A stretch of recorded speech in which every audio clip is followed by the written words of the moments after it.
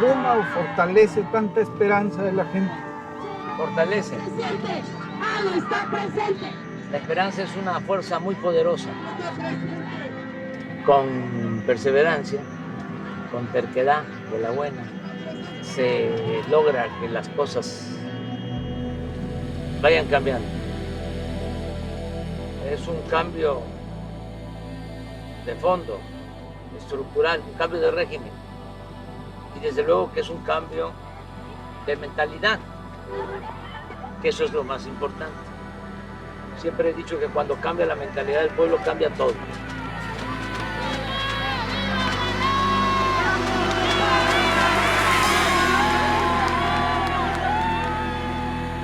La información respecto a la cantidad de contagios proviene del Sistema Nacional de Vigilancia Epidemiológica y con la ayuda de Diana Regular y con el otro, logramos tener los mapas municipales.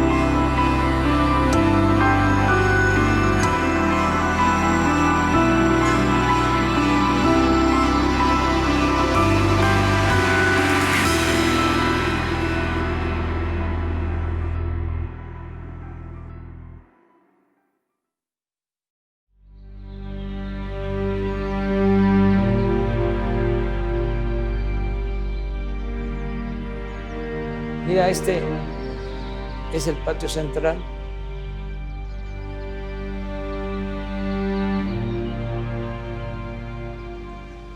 Mira, aquí estuvo preso en 1857 Benito Juárez. Era vicepresidente de la República y ministro de Gobernación. Porque Comonfort, de esas cosas extrañas de la política, se dio a sí mismo un golpe de Estado y venía del movimiento liberal de Ayutla,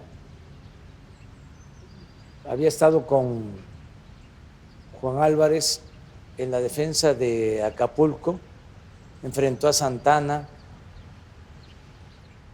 y por eso Juan Álvarez lo apoya y llega a la presidencia, pero era moderado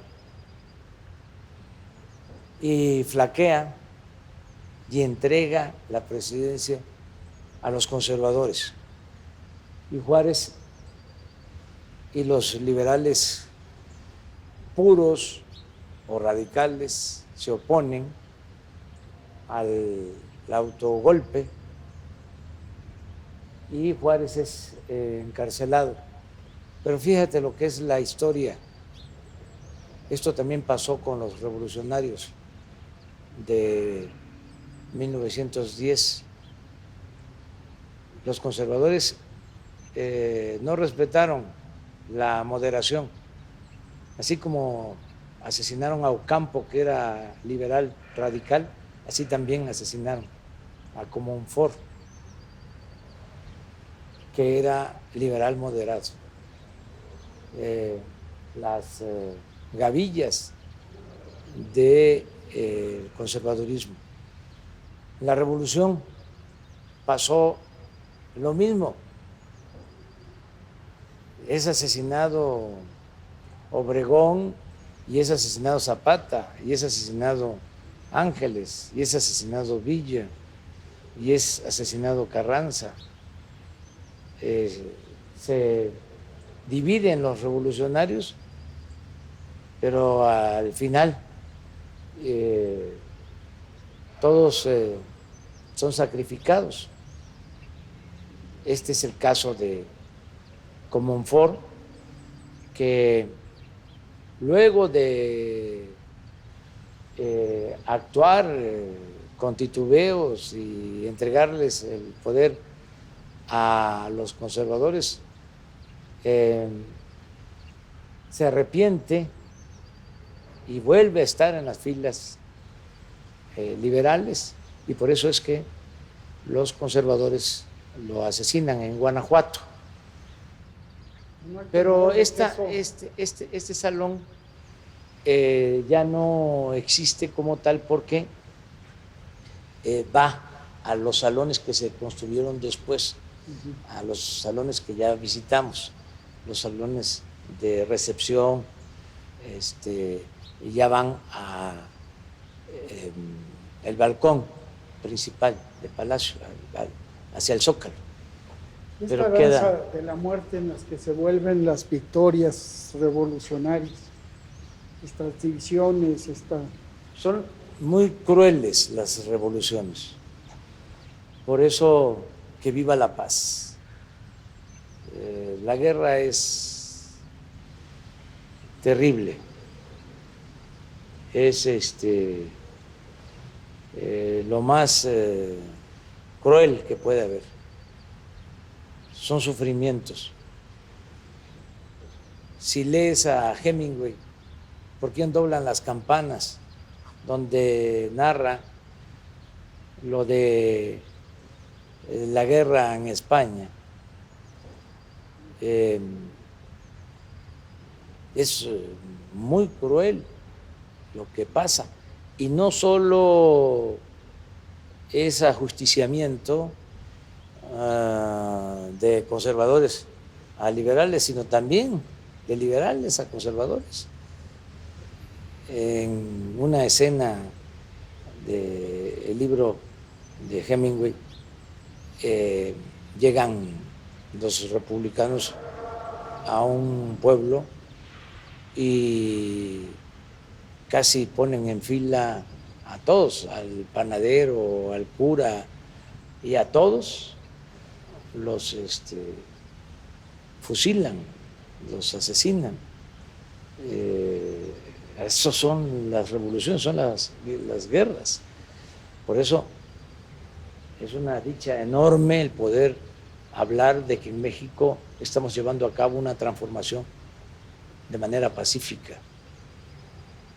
Imagínate lo doloroso que es lo que pasó en El Salvador, en Nicaragua. ¿Cuántos perdieron la vida? ¿Cuánta destrucción? Y no se avanzó mucho. No se lograron cambios de fondo, desde luego. Lo que había era opresión, pero lo que hay ahora no se puede considerar como democrático. Entonces,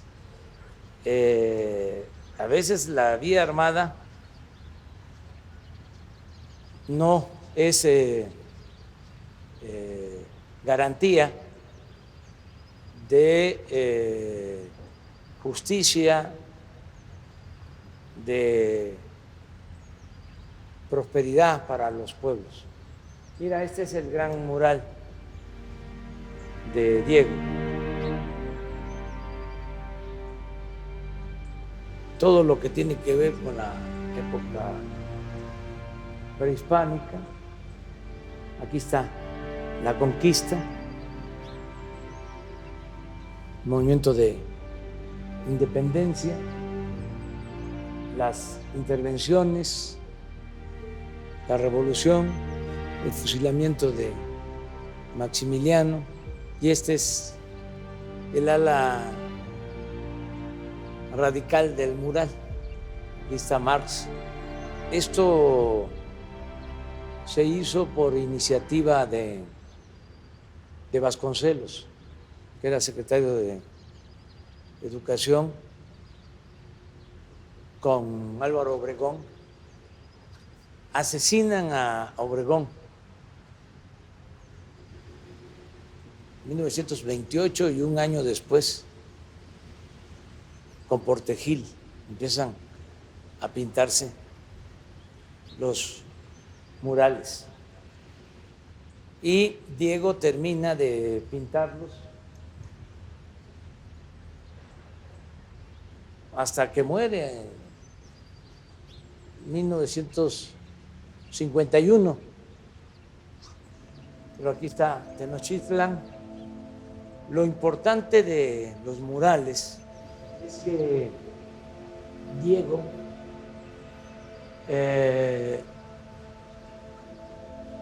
está recreando las culturas, las más cercanas.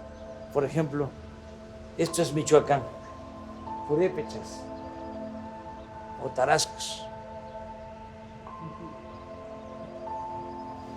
Ese México antiguo que, Antiguo, pero que hasta quitaron de los libros de texto. sí, pero que está vigente, es cultura viva. Es zapoteca, este es Oaxaca. Entre los pobres, los más pobres. Sí, los pueblos indígenas, sí. Este es un fresco de Papantla.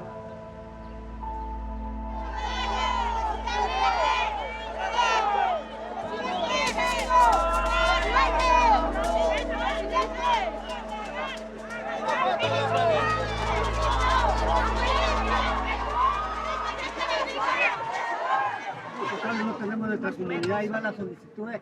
Ahí vamos, ahí poco a poco. Que Dios me lo acompañe y me lo cuide. Con calor se quita.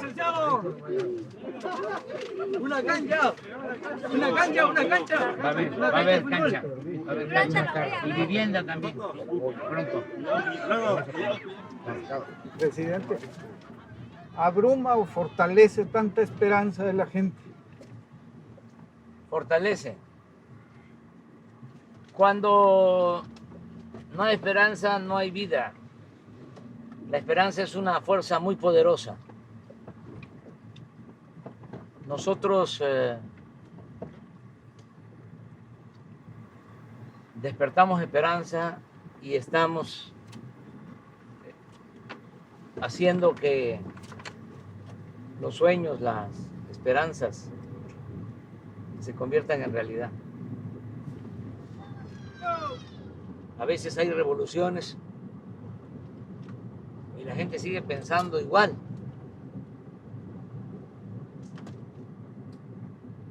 Y se puede triunfar por una causa justa, pero no se tiene el acompañamiento del pueblo. No hay un acoplamiento entre la vanguardia revolucionaria, transformadora, y el pueblo. En este caso, lo más importante ha sido el despertar de los ciudadanos, la toma de conciencia, el cambio de mentalidad. Eso les cuesta trabajo entenderlo a los conservadores, porque ellos creen, en el mejor de los casos, que el pueblo sigue pensando igual. Y en el peor de los casos, de que el pueblo no existe, que la política es asunto de los políticos y que el pueblo no cuenta. Por eso se equivocan y se enfurecen, se desquician.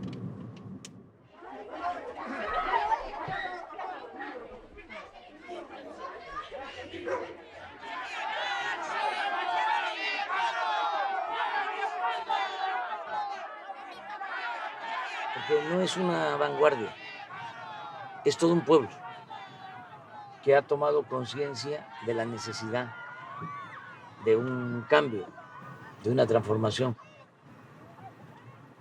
Eso no se ha registrado en ningún otro país del mundo.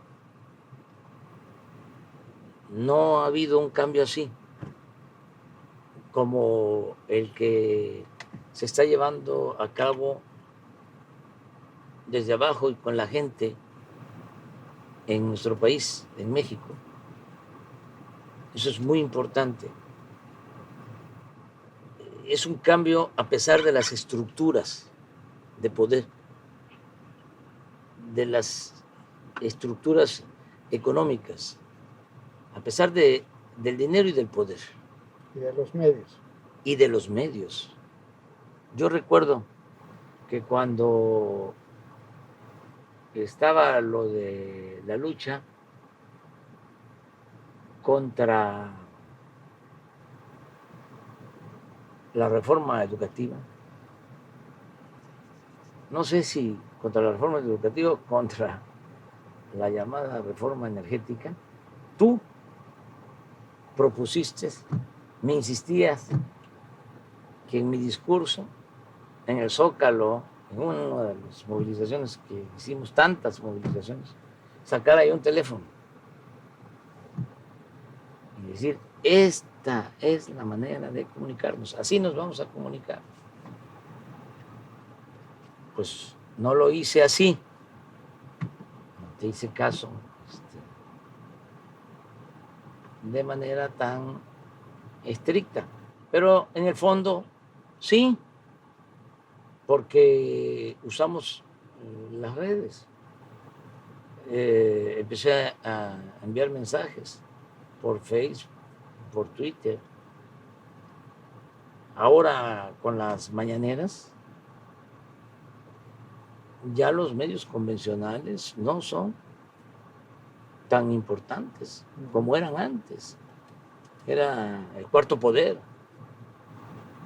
No se podía tocar a los intocables. No se podía tocar al intocable. Ahora no, ahora hay derecho de réplica y se ejerce. Y a veces se enojan y se confunden y piensan que es censura. No, nosotros no vamos a perseguir a nadie. No se van a repetir asuntos vergonzosos como la cancelación del programa y la ruina económica de Gutiérrez Vivó. Lo acabaron, lo destruyeron.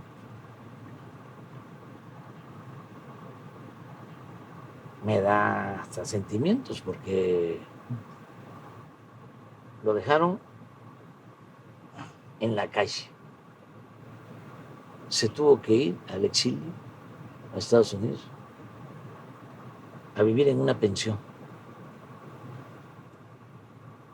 Esto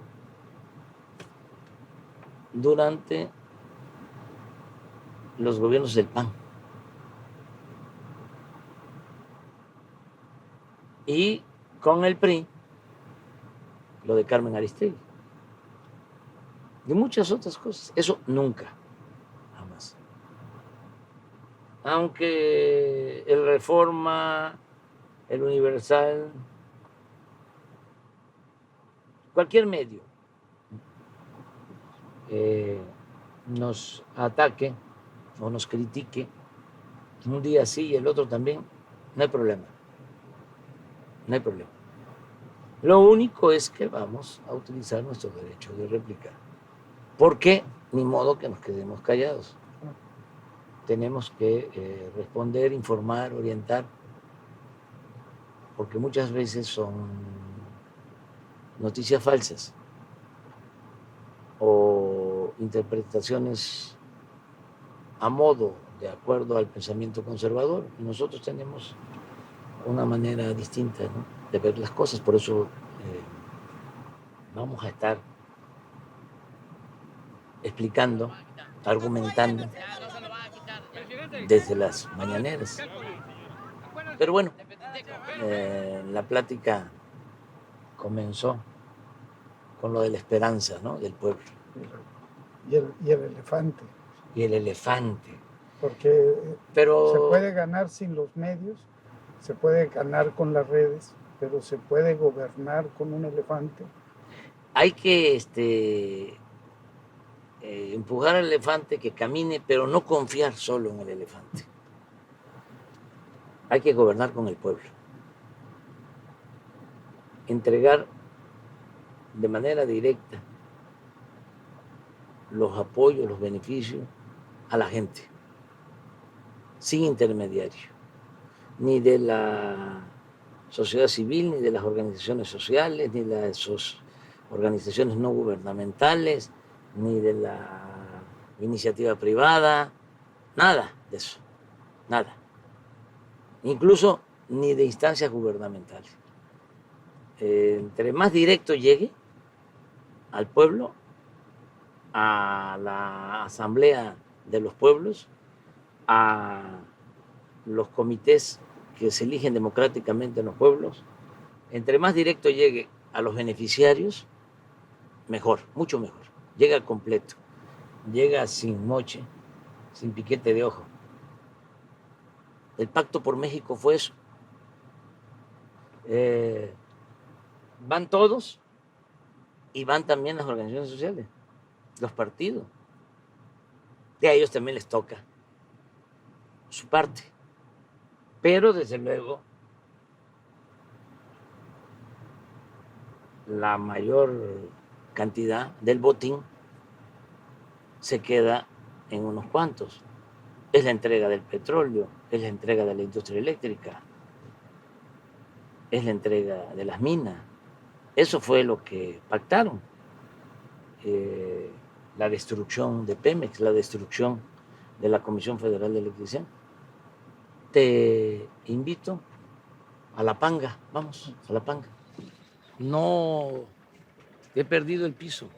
Por eso las giras, por eso la comunicación con la gente y la austeridad republicana. Hacer a un lado la parafernalia del poder. Desde luego, respetar el protocolo republicano,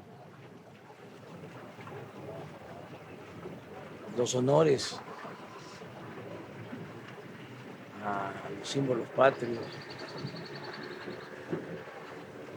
los honores que recibo de acuerdo al protocolo como presidente de México, pero no perder el piso, no levitar. Me da mucho gusto el respeto de los soldados porque los conozco a sus familiares desde hace mucho tiempo, conozco sus regiones, conozco sus pueblos. Son pueblo uniformado. El soldado es pueblo uniformado. Y los generales también.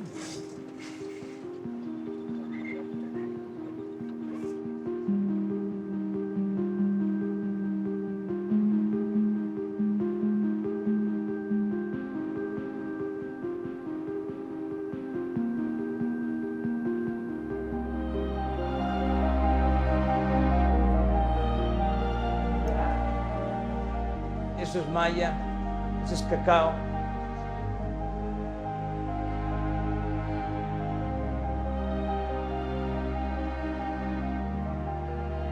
La conquista.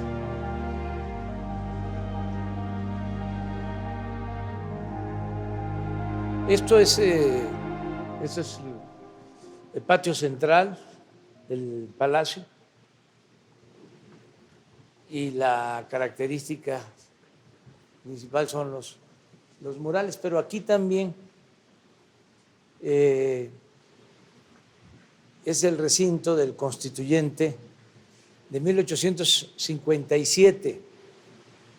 Aquí es donde se aprueba la Constitución liberal de 1857. A la que quería volver Madero.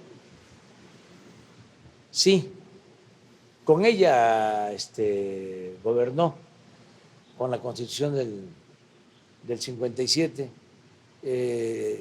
Esta Constitución la hicieron, entre otros, Gómez Faría, Ponciano Arriaga y otros. Este recinto se rehabilitó porque se incendió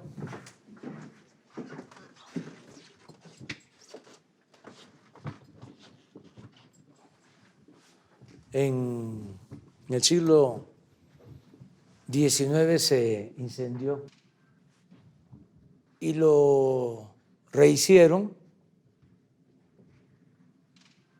como estaba.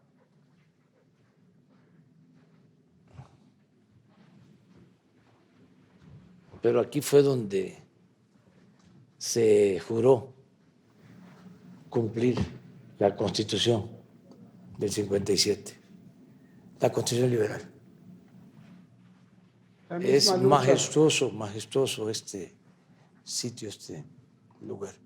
De alguna manera, en este mismo escenario estaban los liberales y hoy me parece que la disputa sigue siendo un poco la misma.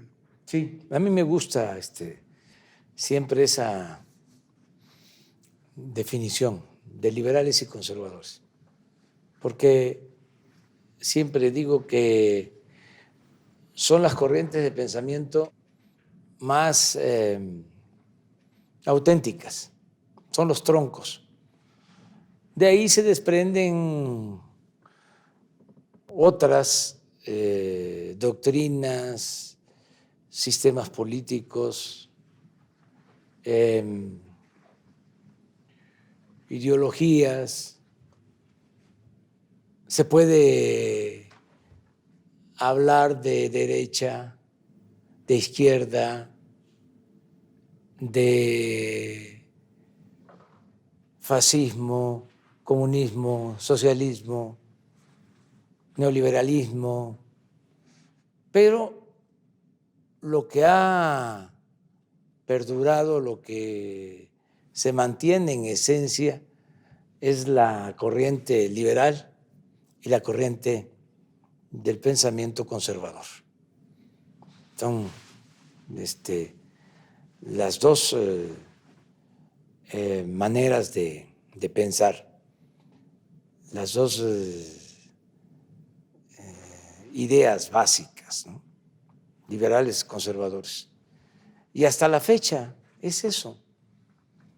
El liberal busca transformar, es revolucionario.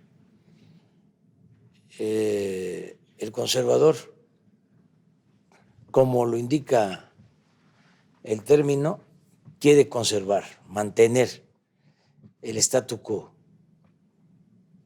que las cosas no cambien, que se mantengan los privilegios. En aquel entonces eran los privilegios del clero y del ejército. Y los liberales se proponen llevar a cabo las reformas para quitar esos privilegios. Y es cuando se da la separación del Estado y de la Iglesia, ¿no?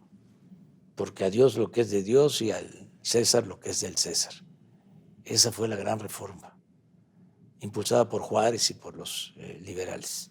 Y tuvo que ver con este recinto. Ya estaba anciano Valentín Gómez Faría, pero todavía le tocó aprobar la reforma liberal, la nueva Constitución liberal. Él desde los años 30 del siglo XIX ya había llevado a cabo reformas civilistas, pero es en la Constitución del 57 en que se establece la separación clara del Estado y de la Iglesia. Y luego a Juárez le toca aplicarla. Pero estamos en una nueva confrontación liberales-conservador. Yo creo que sí. Se matiza, pero ya no se puede simular. Ya, como digo, no hay para dónde hacerse. Cuando van los conservadores por Santana, ya Santana había estado 10 veces como presidente de México, ya había entregado o había permitido que nos arrebataran más de la mitad de nuestro territorio con ese gran zarpazo que fue la intervención estadounidense de 1847-48, y se tuvo que ir al extranjero y los conservadores lo van a buscar y regresa Santana y se convierte en un dictador más ridículo, porque es cuando lo nombran Alteza Serenísima y empiezan las condecoraciones. Alamán le recomienda, que era su asesor, que México buscara constituirse como una monarquía. Bueno, y lo peor, el autoritarismo y la entrega todavía de otro pedazo del territorio nacional. Vende la mesilla, se gasta todo el dinero en lujos, derroche.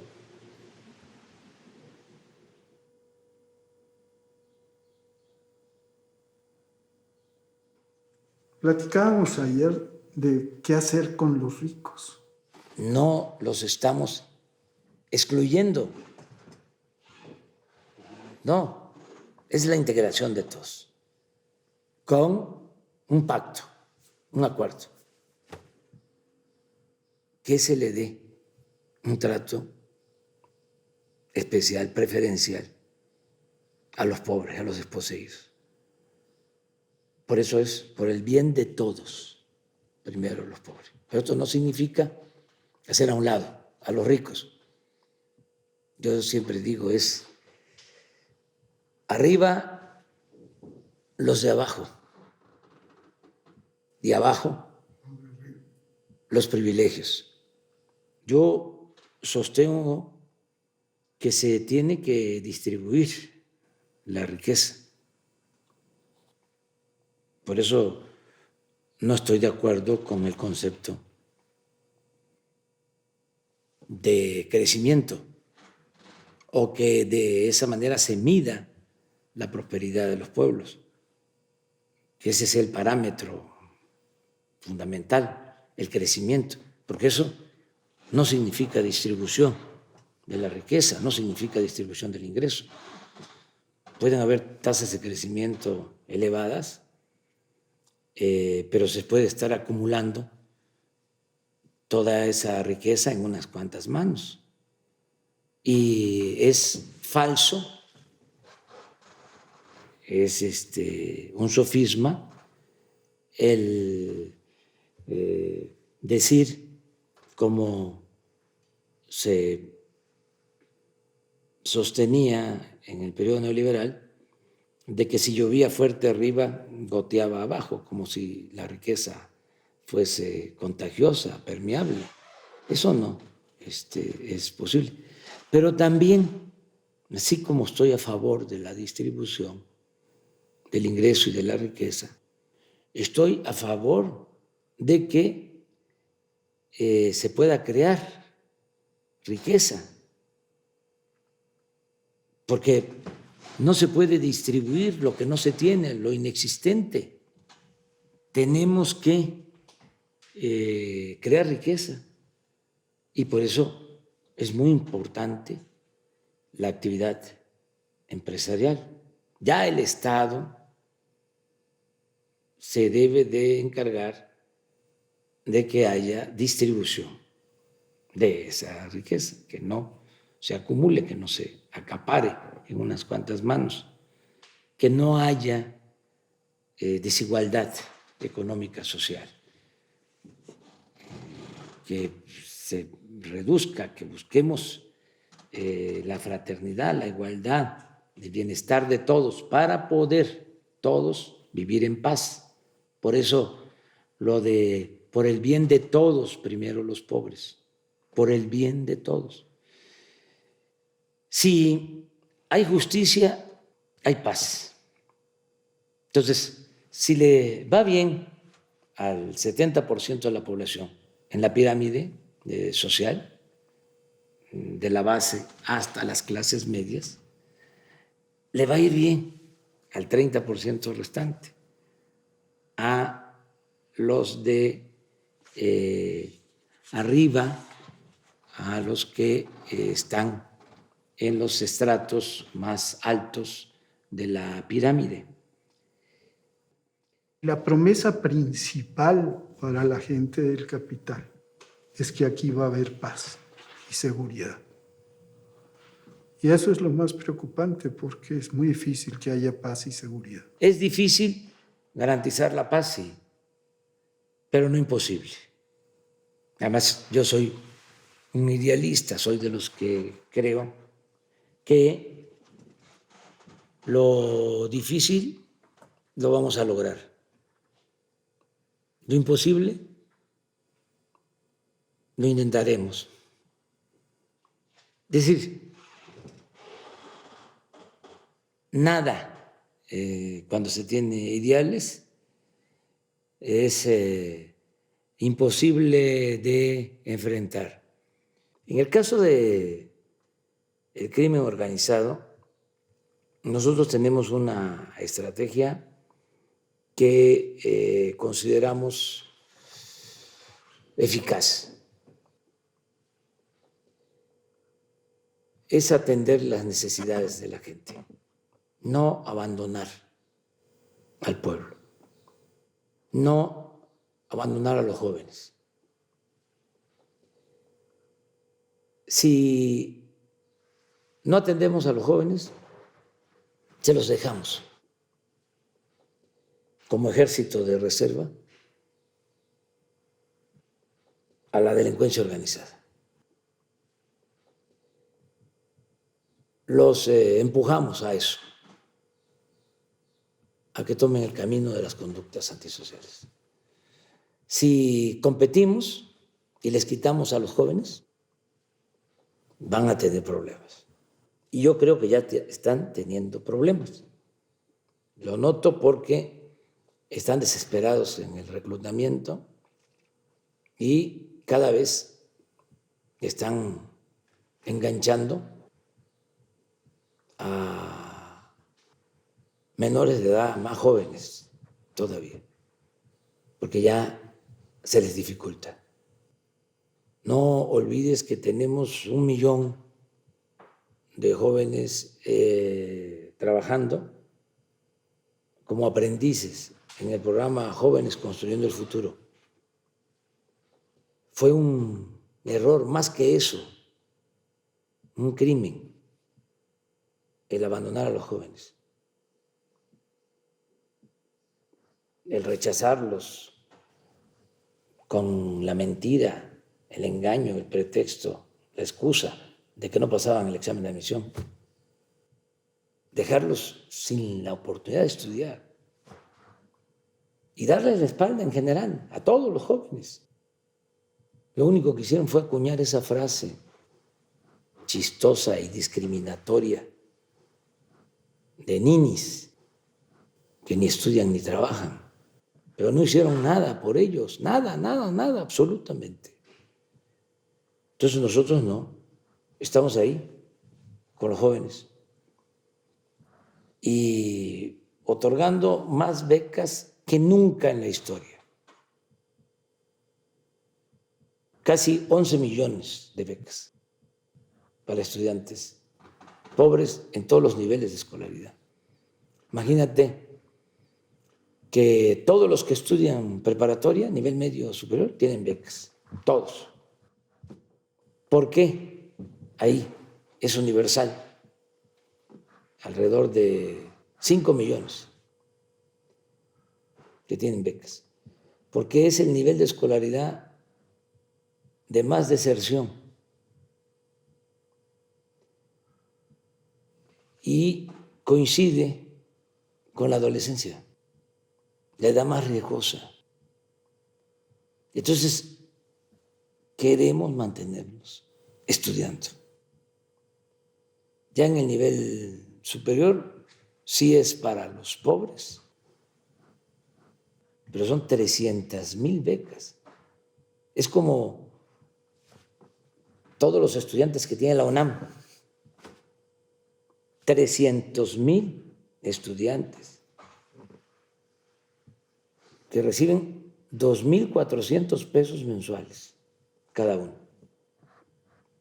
Y esto va a ir aumentando. En el caso del millón de jóvenes que te decía que están como aprendices, salario mínimo a todos.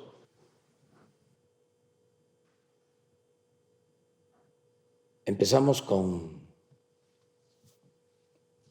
3,500 pesos, porque calculamos que iba a ser 1.5 salario mínimo, ¿no?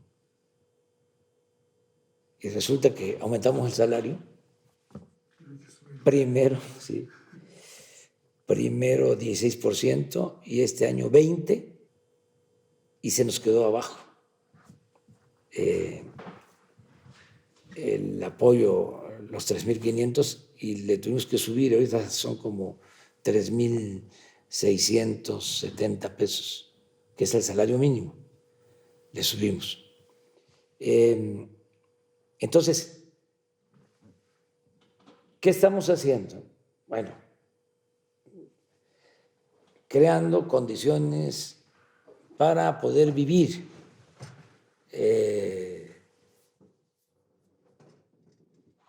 con tranquilidad y que no haya la necesidad de caer en las filas de la delincuencia. Tú que vienes de la guerra, que fuiste reportero de guerra y de guerrillas, que cubriste la guerrilla de El Salvador y otras, había un término que se usaba antes de la contraguerrilla, de la contrainsurgencia, de los contra, de toda esa estrategia que se aplicó para combatir a los movimientos guerrilleros. Y se hablaba de manera metafórica de quitarle el agua al pez, como con violencia, con el uso de la fuerza, con la represión, arrasaban comunidades que suponían, protegían a los guerrilleros. Eso era quitarle el agua al pez. Bueno, lo que hizo Huerta cuando fue a combatir a los zapatistas, que arrasaban los pueblos. Hay cosas bellísimas sobre eso, porque le preguntaba a la gente, ¿ustedes son zapatistas o gobiernistas? Y en los primeros pueblos la gente muy leal empezó a contestar, somos zapatistas. Y ya con eso arrasaba con los pueblos, los quemaba y todo. fue corriéndose la voz, ya después llegaba a otros pueblos y preguntaba, ¿y ustedes qué? ¿Están con Zapata o están con el gobierno? Ya la gente decía, estamos con el gobierno, ya se iba. Y apenas iban saliendo del pueblo los soldados y empezaba la gente a gritar, viva Zapata, aquí todos somos zapatistas. Entonces, esto es al revés. Esto es quitarle a los jóvenes, a las organizaciones delictivas. Si les quitamos a los jóvenes, no van a poder. Es un desafío. Es una lucha que estamos teniendo con ellos en buena lid. Nada de que vamos a masacrar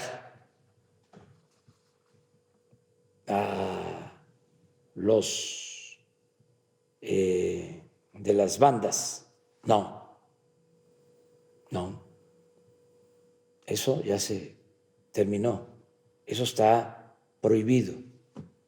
Eso es violatorio de los derechos humanos. Estoy muy pendiente de los índices de letalidad. Hubo un tiempo en que eran más los muertos en enfrentamientos que heridos y detenidos. Mucho más, porque remataban a los heridos. Eso ya no se hace.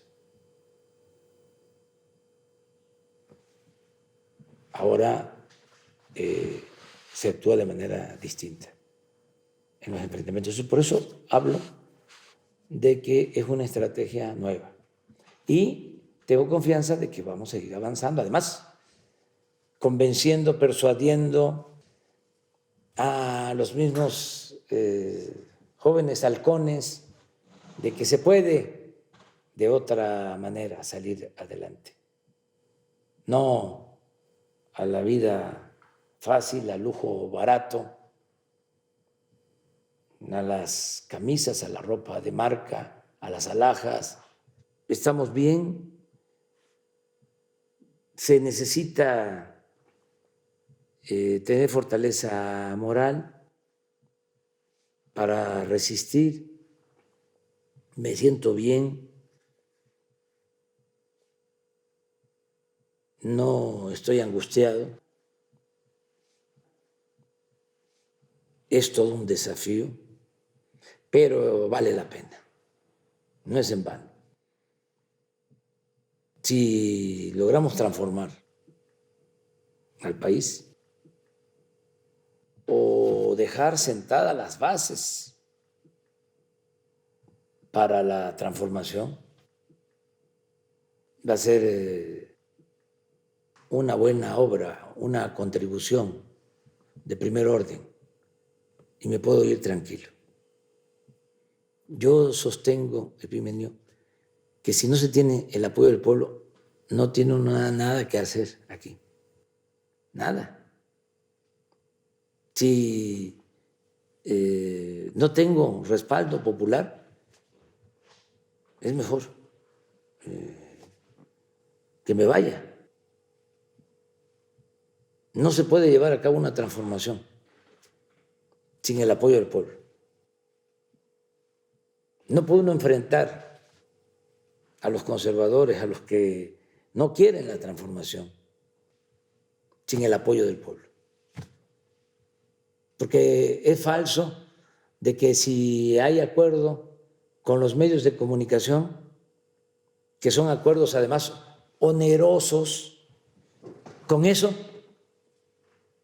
¿sí?, va uno a poder salir adelante, o va uno a poder gobernar, o va uno a poder resistir. No, no. Se resiste en un proceso de transformación si se cuenta con el apoyo de la gente. Es condición sine qua non, es condición básica.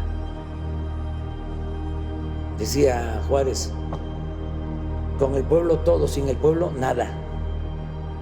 Aquí